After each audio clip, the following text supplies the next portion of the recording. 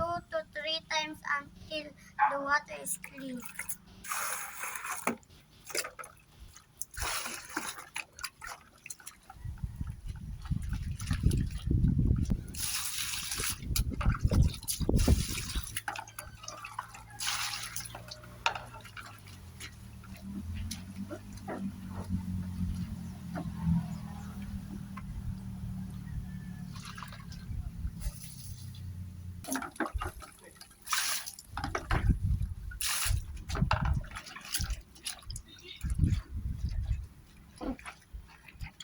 So the water is clean.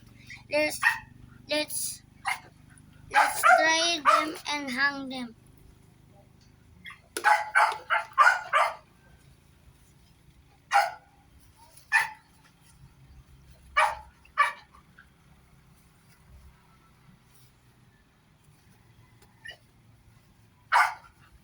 No. So let's hang them dry under the sun. So let's hang them dry under the sun.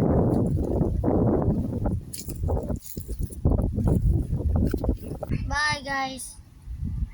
And that's all for today's vlog.